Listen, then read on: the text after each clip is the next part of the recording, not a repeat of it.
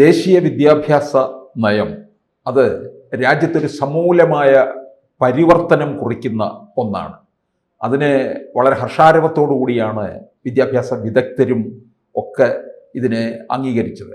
പക്ഷെ കേരളത്തിൽ ഇതിൻ്റെ നേരെ അല്പം വൈമുഖ്യം തുടക്കം മുതലേ കാണിച്ചിരുന്നു എന്നുള്ളതാണ്. ഒടുവിൽ CPM നയിക്കുന്ന ഈ മന്ത്രിസഭ ഇത് തത്വത്തിൽ അംഗീകരിക്കാൻ തയ്യാറായി നിൽക്കുകയാണ്. പക്ഷേ മുന്നണിയിലെ ഘടകകക്ഷി CPI ഇതിനോട് പുറം തിരിഞ്ഞു നിൽക്കുന്നതുമാണ് കാണുന്നത്. പക്ഷേ ഇതിനകത്തൂടെ ഒരു വൻ സാമ്പത്തിക നേട്ടം തന്നെ സംസ്ഥാനത്തിന് ലഭിക്കുന്നു എന്നുള്ളതും എടുത്തു പറയേണ്ട കാര്യമാണ്. ഇതെന്തുകൊണ്ടാണ് ഇതിന് തടയിടാനായിട്ട് മുന്നണിയിലെ ഘടകകക്ഷി നിൽക്കുന്നത് തന്നെ? എനിക്ക് തോന്നുന്നു നമ്മുടെ 2022 വന്ന ഒരു പദ്ധതിയാണല്ലോ PM ശ്രീ പദ്ധതി. പ്രൈം മിനിസ്റ്റേഴ്സ് എനിക്ക് തോന്നുന്നു സ്കൂൾ ഫോർ റൈസിങ് ഇന്ത്യ എന്നുള്ള ഒരു ഇതിൽ വന്നിട്ടുള്ളതാണ്. അപ്പം അതിൻ്റെ മെയിനായിട്ടുള്ള ഇതെന്ന് വെച്ച് കഴിഞ്ഞാൽ സ്കൂളുകൾക്ക് 1400-500 സ്കൂളുകളെ കണ്ട മൊത്തത്തിൽ തിരഞ്ഞെടുത്തിട്ട് ഓരോ സംസ്ഥാനത്തിലും ബ്ലോക്ക് തലത്തിൽ 1-2 സ്കൂളിനെ തിരഞ്ഞെടുത്തിട്ട് ആ സ്കൂളിൽ സമഗ്രമായിട്ടുള്ള ഫണ്ടിങ് മാറ്റങ്ങളും എല്ലാ രീതിയിലുള്ള സംവിധാനങ്ങളും കൊണ്ടുവന്നിട്ടുള്ള രീതിയാണ്. പക്ഷെ എനിക്ക് തോന്നുന്നു അവിടെ പ്രൈം മിനിസ്റ്ററിൻ്റെ ചിത്രമോ അങ്ങനെയൊക്കെ സ്കൂൾസ് NDPയുടെ സിലബസ് ആണെന്ന് കാണിക്കണം പ്രൈം മിനിസ്റ്റർ അങ്ങനെയൊക്കെ ഉള്ളതുകൊണ്ടായിരിക്കും എതിർപ്പുമായിട്ട് വരുന്നത്. അപ്പം എനിക്ക് 3 സംസ്ഥാനം മാത്രമേ PM ശ്രീ പദ്ധതിയിൽ മാറി നിൽക്കുന്നുള്ളൂ. ചിത്രം വെച്ചു എന്ന് വിചാരിച്ചതിനകത്ത് എന്താണ് ഇത്ര അല്ല അപ്പൊ അങ്ങനെ നോക്കുമ്പോൾ നമ്മൾ റൈറ്റ് ഫ്രം ദ ബിഗിനിങ് ഇന്ത്യയിലെ ഞാനൊക്കെ കുഞ്ഞായിരിക്കുമ്പോൾ ഒരു സഞ്ജയിക പദ്ധതി ഉണ്ടായിരുന്നു, ഇന്ദിരാഗാന്ധി സഞ്ജയിക. അപ്പൊ അത് അന്നത്തെ പ്രൈം മിനിസ്റ്റർ അങ്ങനെയാണ് സഞ്ജയിക പദ്ധതി അവർ കൊണ്ടുവന്നു. അപ്പൊ നമ്മളൊക്കെ വളർന്നു വന്നപ്പോഴും ഓരോ പ്രൈം മിനിസ്റ്ററിന്റെ പേരിലുള്ള കാര്യങ്ങൾ പ്രൈം മിനിസ്റ്റർ ജവഹർലാൽ നെഹ്റു ഇപ്പം നമുക്ക് ഇൻഡോർ സ്റ്റേഡിയം തൊട്ട് ഇങ്ങനെ പ്രൈം മിനിസ്റ്റേഴ്സ് വരും. അപ്പൊ ഇവിടെ നരേന്ദ്രമോദി അതുപോലെ PM എന്നുള്ള രീതിയിലാണ്. അപ്പം അതായിരിക്കാം ഇവരിങ്ങനെ അത് നമ്മുടെ ഒരു പ്രശ്നം എന്താണെന്ന് വെച്ച് കഴിഞ്ഞാൽ ഈ നമ്മുടെ ഇവിടെ കേരളത്തിൽ ആയിക്കോട്ടെ ഈ അഡ്രസ്സ് ചെയ്യപ്പെടുന്ന വിഷയങ്ങളിൽ ആ ഒരു എന്താണ് ആ വിഷയത്തിൻ്റെ മെറിറ്റെന്ന് നോക്കാതെ ഫുള്ളി പൊളിറ്റിക്സ് മാത്രമേ കാണുന്നുള്ളൂ. ഞാനൊരു അധ്യാപിക ആയതുകൊണ്ട് തന്നെ NEP സിലബസ് അല്ലെങ്കിൽ നാഷണൽ എഡ്യൂക്കേഷൻ പ്രോഗ്രാമിൻ്റെ കുറേ കാര്യങ്ങളും അങ്ങനെ കൊള്ളുകൊണ്ട് സിലബസ് എന്ന് പറഞ്ഞു കഴിഞ്ഞാൽ ഇപ്പോൾ സംസ്ഥാനത്തുള്ള സ്കൂളുകളിൽ ഒരു സിലബസ് ഉണ്ട്, കേരളത്തിൻ്റെ സിലബസ്. ഞാൻ ഈ സ്റ്റേറ്റ് സിലബസിലുള്ള കുട്ടികൾക്ക് ചരിത്രം തന്നെ നമുക്ക് എടുക്കാം സാർ. ചരിത്രം തന്നെ എടുത്തു നോക്കുമ്പോൾ ഹിസ്റ്ററിയിലൊന്നും കാര്യമായിട്ടൊന്നും അവർക്കില്ല എന്നുള്ളതാണ് ഏറ്റവും വലിയൊരു തമാശ. നേരെ മറിച്ചൊരു CBSE അല്ലെങ്കിൽ ICSE സിലബസ് പഠിക്കുന്ന കുട്ടികൾക്ക് ഇപ്പോൾ ഞാനിപ്പോൾ ICSE സിലബസ് ഒക്കെ അതായിക്കോട്ടെ പഠിപ്പിച്ചിട്ടുള്ളത് കൊണ്ട് നമുക്കറിയാം 6th തൊട്ട് ഹിസ്റ്ററി 2 ബുക്സായിട്ടൊക്കെ മാറി, ഹിസ്റ്ററി ജോഗ്രഫി മാറിയിട്ട് 6th തൊട്ട് 6, 7, 8 തൊട്ടൊക്കെ തന്നെ ഹിസ്റ്ററിയുടെ അവർ പഠിക്കുമ്പോൾ നമ്മുടെ ഇപ്പോൾ ഒരു ചരിത്രം കുറച്ച് നമ്മുടെ സ്റ്റേറ്റ് സിലബസ് ഒരു കുട്ടിയോട് ചോദിച്ചു കഴിഞ്ഞാൽ ഒരു ഫ്രീഡം സ്ട്രഗിൾ അല്ലെങ്കിൽ റിവോൾട്ട് ഓഫ് 1857 ഒക്കെ തൊട്ടേ പഠിക്കും. വേറെ കുട്ടികൾ അങ്ങനെയല്ലേ, നമ്മുടെ ഇന്ത്യയുടെ 3 ഇതുണ്ട്, ancient India, medieval India, modern India എന്നൊക്കെ പറഞ്ഞ് സമഗ്രമായിട്ട് വാസ്റ്റായിട്ട് പഠിക്കും. പ്രത്യേകിച്ചും ICSE സിലബസ് ഒക്കെ. ഇതൊക്കെ ഇന്നൊന്നും തുടങ്ങിയൊന്നുമില്ല, പണ്ട് തൊട്ടേ ഒരു വിദ്യാഭ്യാസ നയങ്ങൾ നമുക്കിവിടെ ഈ സ്റ്റേറ്റ് സിലബസിന് മുമ്പ് നോർത്തിലൊക്കെ നോക്കിക്കഴിഞ്ഞാൽ അവർക്കെല്ലാം നാഷണൽ CBSE സ്കൂൾസ് തന്നെയാണല്ലോ അല്ലേ. ഇപ്പം തമിഴ്നാട്ട് എന്തുകൊണ്ടാണ് ഈ PM ശ്രീ വേണ്ടെന്ന് വെച്ചത്? ഹിന്ദി മസ്റ്റായിട്ട് പഠിക്കണം എന്നുള്ള ഇത് വരുന്നതുകൊണ്ടാണ്. ഇപ്പം നമ്മുടെ ഇവിടെ കേരളത്തിൽ എത്രയോ നവോദയ സ്കൂൾസ് ഉണ്ട്, സൈനിക് സ്കൂളുണ്ട്. ഇതിലൊക്കെ ഏത് സിലബസാണ്? കേരള സിലബസ് ആണോ? അപ്പോൾ ഇനിയിപ്പോൾ இந்த കാവ്യവൽക്കരണം എന്ന് പറഞ്ഞൊരു സിസ്റ്റം വരും എന്ന് പേടിച്ചിട്ടാണെങ്കിൽ ഈ കാവ്യവൽക്കരണം ഈ ഒരു എഡ്യൂക്കേഷൻ നയം കൊണ്ടുകഴിഞ്ഞാൽ മാത്രം വരുന്ന ഒന്നാണോ? കുട്ടികൾ ചരിത്രം പഠിച്ചു വന്ന് ചരിത്രത്തിലേക്ക് കൂടുതൽ ഇറങ്ങി വരുമ്പോൾ സ്റ്റേറ്റ് സിലബസിന് അപ്പുറം നമ്മുടെ ICSE അല്ലെങ്കിൽ CBSE സിലബസ് ഒക്കെ പഠിച്ചു വരുന്ന കുട്ടി ഇന്ത്യൻ കൾച്ചറിനെ കുറിച്ച് കുറേ കൂടെയൊക്കെ ബോധേഡായി കഴിയുമ്പോൾ മനസ്സിലാക്കും ഇന്ത്യൻ ഹിസ്റ്ററി എന്ന് പറഞ്ഞു കഴിഞ്ഞാൽ വെറും ഒരു ഗാന്ധിയിൽ ഒതുങ്ങിയിരിക്കുന്നത് ഒന്നുമല്ല. ഫ്രീഡം സ്ട്രഗിൾ എന്ന് പറഞ്ഞു കഴിഞ്ഞാൽ തന്നെ ഇതൊന്നും അല്ല. അതിന് മുന്നേ ഇവിടെ കർഷക സമര പ്രക്ഷോഭം, സന്താൽ കലാപം, ഇങ്ങനെ ഒരുപാട് കാര്യങ്ങൾ ഉണ്ടായിരുന്നു. ഒന്ന് മനസ്സിലാക്കും. അതാണ്. അപ്പം അത് മനസ്സിലാക്കാൻ പാടില്ല എന്നുള്ള ഇതാണ്. ഇപ്പോൾ കേരളത്തിൽ മാത്രമേ ഇങ്ങനെയൊക്കെ ഉള്ളൂ. ഇപ്പോൾ തമിഴ്നാട്, എനിക്ക് തോന്നുന്നു വെസ്റ്റ് ബംഗാൾ, ഇനി കോൺഗ്രസ് ഭരിക്കുന്ന കർണാടക തൊട്ട് തെലങ്കാന തൊട്ട് അവരൊക്കെ കാവ്യവൽക്കരണത്തിന് അനുകൂലിക്കുന്നവരാണോ? അല്ല. ഹിമാചൽ പ്രദേശ് എല്ലായിടത്തും ഈ സിലബസ് ആണ്. ഈ PM ശ്രീ NCERT സിലബസ് ഉണ്ട്, NEP പ്രോഗ്രാം ഉണ്ട്, അതിനോടൊപ്പം തന്നെ PM ശ്രീ പദ്ധതി അവരുടെ സ്കൂളുകൾ ആവിഷ്കരിച്ചിട്ടുണ്ട്. അപ്പോൾ ഇവിടെയും എല്ലാ സ്കൂൾസിലും ഇല്ല. അപ്പോൾ പക്ഷേ ഇവിടെ ഒരു എനിക്ക് തോന്നുന്നത് ആലോചിച്ച് നോക്കണം, നമ്മുടെ ഒരു ഗവൺമെൻറ് ഒരു സാമുദായിക സംഘടന സൂംബ ഡാൻസ് വേണ്ടെന്ന് പറഞ്ഞു. പിന്നീട് അധ്യാപന നമ്മുടെ ടൈമിംഗ് മാറ്റുമ്പം അതിന് എതിർപ്പുമായിട്ട് വന്നു അല്ലേ സാമുദായിക സംഘടന. അത് കേട്ടിട്ട് അതാണെന്ന് പറഞ്ഞു. ഇപ്പൊ ഈ ലേറ്റസ്റ്റ് ആയിട്ടുള്ള ഹിജാബ് വിഷയം വരെ വന്നപ്പോൾ നമുക്കറിയാം. അപ്പൊ അതിനെല്ലാം അവർക്ക് അവരുടെ ന്യായങ്ങൾ ഉണ്ടായിട്ടുള്ള, അതിനുവേണ്ടി വോട്ട് ബാങ്ക് രാഷ്ട്രീയത്തെ പിണക്കാൻ വയ്യാതെ നിൽക്കുന്ന ഒരു സംഘടന അല്ലെങ്കിൽ ഒരു സർക്കാരിന്റെ നമ്മളറിയാം വിദ്യാഭ്യാസ മന്ത്രിയും അവരുമാണ്. അദ്ദേഹം PM ശ്രീ പദ്ധതി എന്ന് പറഞ്ഞു കഴിഞ്ഞാൽ എടുക്കുമ്പോൾ ചിലപ്പോൾ 1-2 സ്കൂൾ, ഇപ്പം നവോദയ സ്കൂൾസ് ഇല്ലേ, ആ നവോദയ സ്കൂൾസിലെല്ലാം പോണത് എന്താണ്? നവോദയ കേന്ദ്രീയ വിദ്യാലയങ്ങളില്ലേ, KVs, ഏറ്റവും ഇന്ത്യയിലെ തന്നെ ഏറ്റവും ലീഡിംഗ് സ്കൂളുകൾ എന്ന് പറഞ്ഞാൽ സെൻട്രൽ സിലബസ് ആണല്ലോ അവരെ ICSE-യും CBSE-യും സെൻട്രൽ ആ സിലബസ് മാറ്റാൻ പറ്റുമോ? ഇല്ല. ഇപ്പൊ ഇവർ പറഞ്ഞ മോദി സർക്കാർ വന്നിട്ട് ചരിത്രം വളച്ചൊടിക്കുന്നു. കുട്ടികൾക്ക് ചരിത്രം എന്ന് പറഞ്ഞു കഴിഞ്ഞാൽ പഠിക്കുമ്പോൾ തന്നെ ഒരുപാട് ICSE CBSE ഒക്കെ പഠിപ്പിച്ചിട്ടുള്ള ടീച്ചർ എന്നുള്ള രീതി പറഞ്ഞേ ഒരു പ്രിസ്ക്രൈബ്ഡ് ടെക്സ്റ്റ് ബുക്ക് ഒന്നും അല്ല സാർ ഉള്ളത്. റെഫറൻസസ് ഉണ്ട്, ഒരുപാട് റെഫറൻസസ്. അപ്പോൾ പഠിക്കുന്ന കുട്ടി, ഇപ്പോൾ ഒരു ജീനിയസ് ആയിട്ടുള്ള ഒരു കുട്ടി, കുറച്ച് നമ്മുടെ ഇന്ത്യൻ ഹിസ്റ്ററിയോടൊക്കെ ഇൻട്രസ്റ്റ് ഉള്ള കുട്ടി, ഇപ്പം എല്ലാവരും ഡോക്ടേഴ്സും എഞ്ചിനീയേഴ്സും ഒന്നുമല്ലല്ലോ ആവുന്നത്. എത്രയോ കുട്ടികൾക്ക് സിവിൽ സർവീസ് അങ്ങനെയൊക്കെ പുസ്തകങ്ങൾ തേടി പോകുന്നതിന് ഇപ്പോൾ കയ്യിലിരിക്കുന്നതിൽ കാര്യങ്ങളിലൂടെ എല്ലാം ഏത് സമയവും കിട്ടിക്കൊണ്ടിരിക്കും. അതെ. അപ്പോൾ അങ്ങനെയുള്ള കുട്ടികൾ കൂടുതൽ നോക്കിക്കഴിയുമ്പോൾ പറയും നമ്മൾ ഇങ്ങനെ അറിഞ്ഞ ചരിത്രമൊന്നും അല്ല. ഇൻഡിപെൻഡൻസ് അല്ലെങ്കിൽ നമ്മുടെ സ്വാതന്ത്ര്യ സമരം എന്ന് പറയുമ്പോഴും നമ്മൾ കേട്ടറിഞ്ഞുള്ള ഒരു സമരം ഒന്നും അല്ല. ഗാന്ധിജി ഓഫ് കോഴ്സ് നമ്മുടെ രാഷ്ട്രപതി എന്നുള്ള ഇതിൽ അല്ല നമ്മുടെ രാഷ്ട്രപിതാവ് എന്നുള്ളതിൽ നിൽക്കുമ്പോൾ തന്നെ ഗാന്ധിക്ക് മുമ്പും ഒരുപാട് പേര് ചോര ചിന്തി ആ പ്രസ്ഥാനം അല്ലെ നമുക്കറിയാം. ഇന്ത്യൻ നാഷണൽ കോൺഗ്രസിന് മുമ്പും പല രീതിയിലുള്ള സാമ്രാജ്യ വിരുദ്ധ പോരാട്ടങ്ങൾ നടന്നിട്ടുണ്ട്. ഈവൻ നമ്മുടെ ഇവിടെ പഴശ്ശിരാജ റിവോൾട്ട് തൊട്ടുണ്ട്, കുറിച്യാർ റിവോൾട്ട് തൊട്ട് നമുക്ക് എല്ലാം ഉണ്ട്. അപ്പൊ ഇതൊക്കെ എന്ത് വന്നിട്ട് കാവ്യവൽക്കരണം വരും എന്നാണ്. അപ്പം നല്ലതിനെ നമ്മൾ സ്വീകരിക്കാൻ ഒരിക്കലും വിമുഖത കാണിക്കരുത്. പക്ഷെ ഇവിടെ എന്ന് പറയുമ്പം എല്ലാം ഭയമാണ്. ഞാൻ ഇന്നാളെ കുറച്ച് ദിവസം മുമ്പ് ഞാനിപ്പോൾ ആലോചിച്ചപ്പോഴാണ് ഇതുമായിട്ട് ബന്ധപ്പെട്ട് ഓഫ് ടോപ്പിക്കാണ് എന്നാലും പറയാം സാർ. ഈ ഒരു സിനിമ ഉണ്ടായിരുന്നല്ലോ, ഒരു കാവ്യ ഇതുണ്ടായിരുന്നല്ലോ, അമ്പലങ്ങളിൽ കാവ്യ പ്രശ്നം ഉണ്ടായി, വെള്ളായണി ക്ഷേത്രത്തിൽ വലിയൊരു പ്രശ്നമൊക്കെ നടന്നു അല്ലേ പോലീസ്. ഞാൻ ഇന്നാളെ എന്തോ ഒരു സിനിമ കണ്ടപ്പോൾ കമലഹാസന്റെ ഒരു സിനിമ ഉണ്ടോ, ദേവി കന്യാകുമാരി എന്നൊക്കെ പറഞ്ഞൊരു സിനിമ. അതിൽ നോക്കിയപ്പോൾ കന്യാകുമാരിയുടെ അവിടെ പുറത്ത് ആ ചോറിൻ്റെയൊക്കെ ചിത്രങ്ങളിൽ മുഴുവൻ കാവ്യം വെള്ളയാണ്, തമിഴ്നാട്ടിലൊക്കെയാണ്. അന്ന് എന്താണ് പണ്ടം കണ്ടുള്ളൊരു സിനിമയാണ്, 78 അന്ന് ഈ ഒരു BJP എന്നുള്ള പാർട്ടി ഇതൊന്നും പ്രോമിനന്റ് പോലും അല്ല. അപ്പോൾ ഈ ഒരു കാവ്യ നിറ ചിത്രങ്ങളിൽ വന്നു കഴിഞ്ഞു കഴിഞ്ഞാൽ കാവ്യവൽക്കരണമാണ്. തെങ്ങിൽ കാവ്യം വന്നു കഴിഞ്ഞാൽ നമ്മൾ കേട്ടിട്ടുള്ള കാര്യങ്ങളാണ്. ക്ഷേത്രങ്ങളിലൊക്കെ പണ്ടും നോർത്തിലും എല്ലാ ക്ഷേത്രങ്ങളിലും ആ ഒരു ഇതുണ്ടായിരുന്നു, സ്വസ്തിക ഇതൊക്കെ ഉണ്ടായിരുന്നു. പക്ഷെ ഇത് എന്തിനാണ് ഭയക്കുന്നത്? ജനാധിപത്യം എന്നൊക്കെ ഭയം എന്തിനാണ്? ഇപ്പോൾ കാവ്യവൽക്കരണം നടത്തി കുറച്ച് മോദിസം അല്ലെങ്കിൽ ഇങ്ങനെ പഠിച്ചു അങ്ങനെ എന്ന് പറഞ്ഞു കഴിഞ്ഞാൽ ചരിത്രം ബോധമുള്ളവർക്ക് റിയൽ ഫാക്ട്സും അല്ലാത്തതും തിരിച്ചറിയാൻ പറ്റില്ലേ? ഇന്ന് ശാസ്ത്ര സാങ്കേതിക വിദ്യയുടെ വിരൽത്തുമ്പിൽ എഡ്യൂക്കേഷൻ ഉണ്ട്, എന്തുണ്ട്. അപ്പോൾ ഞാനൊക്കെ പഠിക്കുന്ന കാലത്തെന്ന് പറയുമ്പോൾ വണ്ടർ ദാറ്റ് വാസ് ഇന്ത്യ എന്നൊക്കെ പറഞ്ഞൊരു പുസ്തകം ഉണ്ടായിരുന്നു. അത് AL ഭാഷം എഴുതിയതും റോമല താപ്പർ എഴുതിയ രണ്ടുണ്ട് സർ, രണ്ടും വ്യത്യസ്തമാണ്. അപ്പം എന്നും ചരിത്രം എഴുതുന്ന ചരിത്രകാരന്മാർ അവരുടെ ഒരു വേർഷൻ അനുസരിച്ച് എഴുതും.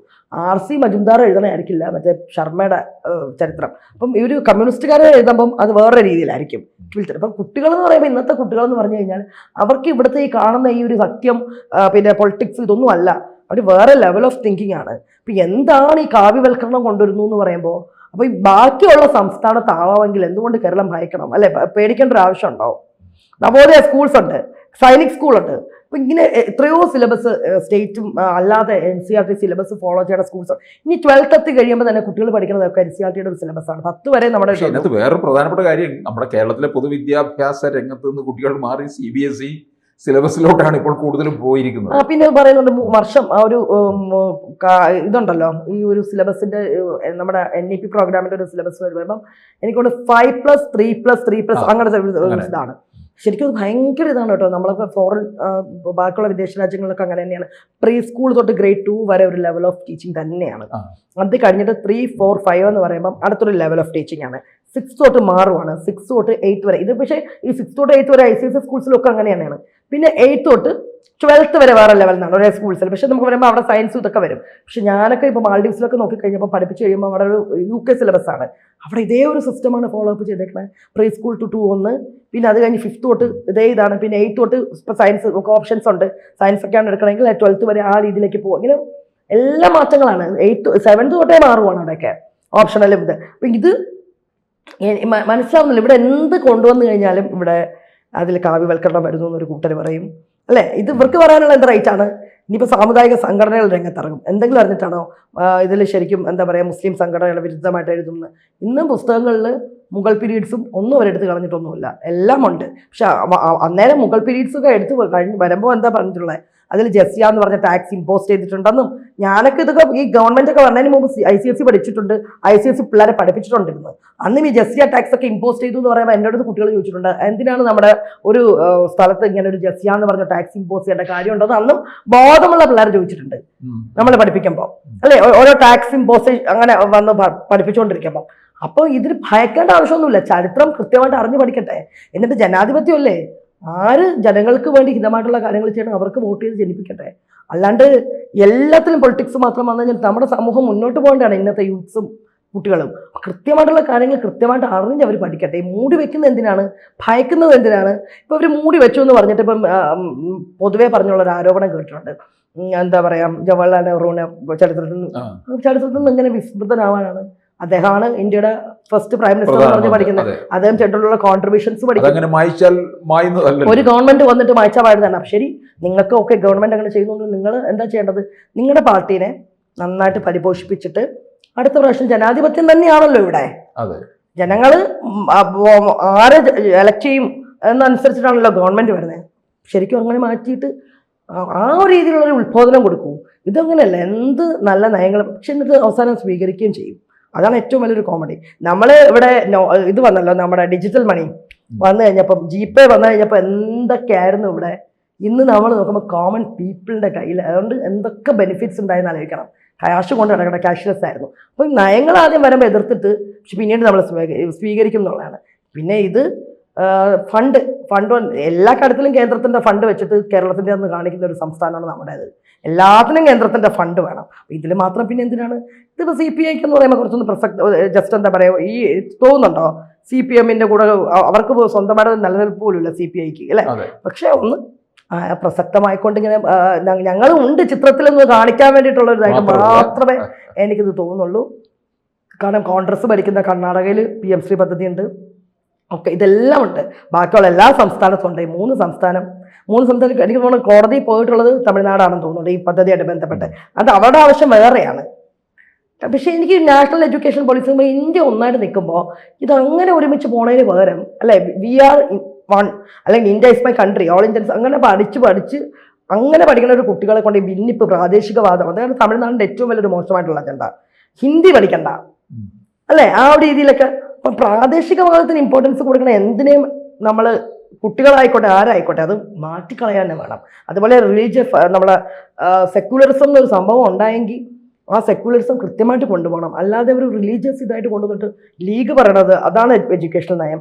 ഇതൊക്കെ ഇപ്പോൾ ഈ ഹിജാബ് വിവാദം വന്നപ്പോൾ തന്നെ കുട്ടികളുടെ മനസ്സിൽ തന്നെ ആവശ്യമില്ലാത്ത ഒരുപാട് ചിന്തകളുണ്ട്. ശരിക്കും ഒരു തുണിക്കഷ്ടത്തിൻ്റെ പുറകെ പോട്ടെ, ഇടുന്നവർ ഇട്ടോട്ടെ, ഇടാത്തവർ ഇടണ്ട. അങ്ങനെ രീതിയിൽ രണ്ടും ഒരു മേശയിൽ ഇരുന്ന് സംസാരിച്ച് തീർക്കേണ്ട ഒരു വിഷയം സ്വർണ്ണക്കടത്തിനെ മറയ്ക്കാൻ വേണ്ടിയിട്ടുള്ള രീതിയിൽ വലിയൊരു വിവാദമാക്കി മാറ്റി.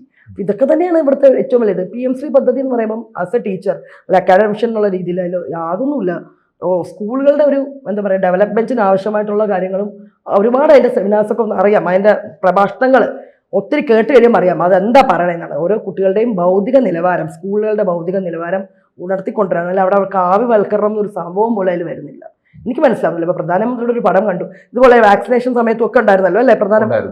എന്ത് സംഭവിക്കാനാണ് പ്രധാനമന്ത്രി? അദ്ദേഹം ഭരിക്കുമ്പം ഡെഫിനറ്റ്ലി നമ്മൾ കോൺഗ്രസ് ഭരിച്ചിരുന്ന സമയത്ത് നോക്കിക്കഴിയുമ്പോൾ ഇന്ദിരാഗാന്ധി പദ്ധതികൾ തന്നെയാണ്. ഇപ്പോൾ സഞ്ജയ്ക പദ്ധതി ഇന്നിപ്പോൾ ഉണ്ടോയെന്ന് എനിക്കറിയില്ല, പക്ഷെ അന്ന് ആ പദ്ധതി ആയിരുന്നപ്പോൾ നമുക്ക് അതിൽ ഏറ്റവും കുട്ടികളിൽ എന്താ പറയാ ആ ഒരു സമ്പാദ്യശീലം വളർത്തുക, മണിക്ക് മണിയുടേതായ വാല്യൂ ഉണ്ടെന്നൊരു അതൊക്കെയായിരുന്നു. അപ്പോൾ ഓരോന്നിനും അതിൻ്റെതായ ഒരു ലക്ഷ്യം ഉണ്ടാവും. അപ്പം അതിനെ കാണുന്നതിന് പകരം ഇവിടെ എല്ലാം രാഷ്ട്രീയം. അപ്പോൾ എനിക്ക് പോലെ PM-ശ്രീ പദ്ധതി വരട്ടെ, വന്നു കഴിഞ്ഞാലെല്ലാം ജനങ്ങൾക്ക് അറിയാൻ പറ്റും. ഇപ്പോൾ സിലബസിൻ്റെ കാര്യം തന്നെ അങ്ങനെയാണ്. ഞാൻ NCERT മൊത്തത്തിൽ ഒരേ ഒരു എഡ്യൂക്കേഷനൊക്കെ ഒരുമിച്ച് ഒരേപോലെ പോകണം എന്ന് തന്നെയാണ് നമ്മുടെയൊക്കെ ഒരു ആഗ്രഹം. ഇവിടെ ഞാനൊക്കെ മറ്റ് വിദേശ രാജ്യങ്ങളിൽ നോക്കുമ്പോൾ ഒരൊറ്റ സിലബസാണ്, ഒരൊറ്റ മാൽഡീവ്സിലൊക്കെ ഒരൊറ്റ UK സിലബസ്, അല്ലാതെ എനിക്ക് എൻ്റെ സ്കൂളിന് വേറെ അങ്ങനെയാണ് വരേണ്ടത്. ഇതിവിടെ അങ്ങനെയല്ല. അതിനൊപ്പം തന്നെ വേറെ വേറെ ലാംഗ്വേജ്, നമ്മുടെ ഇന്ത്യ ആകുമ്പം ഡൈവേഴ്സ് ഇതായതുകൊണ്ട് വേറെ ലാംഗ്വേജിന് പ്രാധാന്യം കൊടുക്കണം, അത്രേ ഉള്ളൂ. അല്ല സിലബസ് ഒക്കെ ഒരുമിച്ച് തന്നെ പോട്ടെ. നമുക്കൊക്കെ അങ്ങനത്തെ ഒരു രീതിയാണ്. എനിക്കറിയില്ല ഇനി മറ്റുള്ള അധ്യാപകർ, പക്ഷെ പല അധ്യാപകരോടും ഞാൻ സംസാരിച്ചു കഴിഞ്ഞപ്പോൾ അവരൊക്കെ പ്രഭാഷണങ്ങളും ഒക്കെ കേട്ടിട്ടുണ്ട്. ഇവിടെ കാവ്യവൽക്കരണം എന്നൊരു എലമെന്റ് ഒന്നും അതിൽ വരണമായിട്ടും പറഞ്ഞിട്ടില്ല. ഓഫ്കോഴ്സ് അതിൽ കാണുമായിരിക്കാം അതുമായിട്ട് ബന്ധപ്പെട്ടുള്ള ആൾക്കാർ, പക്ഷെ എല്ലാവരും ചരിത്രത്തിൽ വേണ്ടല്ല. ആര് നല്ലത് ആര് ചീത്ത എന്നൊക്കെ ചിന്തിക്കാനുള്ളൊരു ബോധം കുട്ടികൾക്ക് ഇന്നുണ്ട്. അവർ മനസ്സിലാക്കട്ടെ, അതല്ലേ ശരി. കൂടുതൽ വാർത്തകളും വിശേഷങ്ങളും നിങ്ങളിലേക്ക് എത്താൻ ABC മലയാളം സബ്സ്ക്രൈബ് ചെയ്യുക, ബെൽ ബട്ടണും അമർത്തുക.